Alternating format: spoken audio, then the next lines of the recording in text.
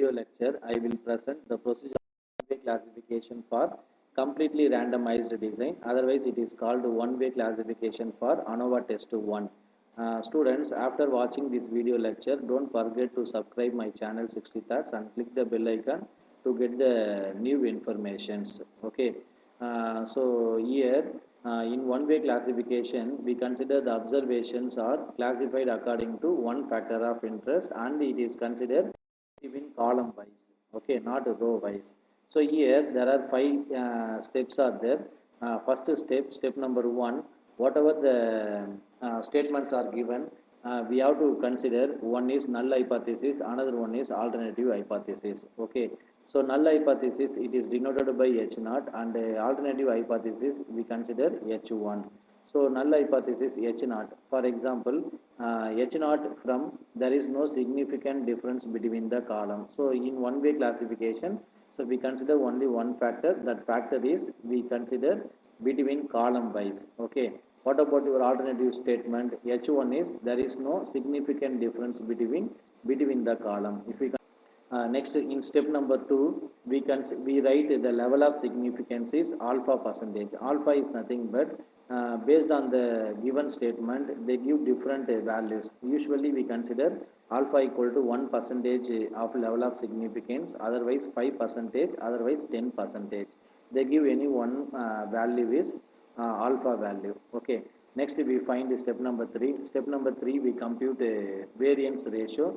Students, listen very carefully. In your ratio test, f value always what? It should be greater than 1. You should not get less than 1. Okay. So if you want to find f value, first we need what is n value. N is nothing but number of observation, which means number of given values. Next, once you find n, next we find t value. T value means adding all the observation, you get t. That is called the sum of all the observation. Next we find C. C is number of columns. In our statement, in our data, we have 4 columns are there. So you consider C is 4 value. Otherwise, based on the problem, you get C value. Okay. Next we find correction factor. It is denoted by CF, that is equal to T square by N value.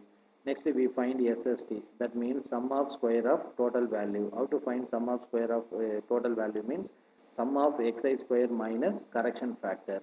So okay, next we find the sum of square of between columns. We have formula sum of x1 whole square by n1 plus sum of x2 whole square by n2 plus etc. minus correction factor.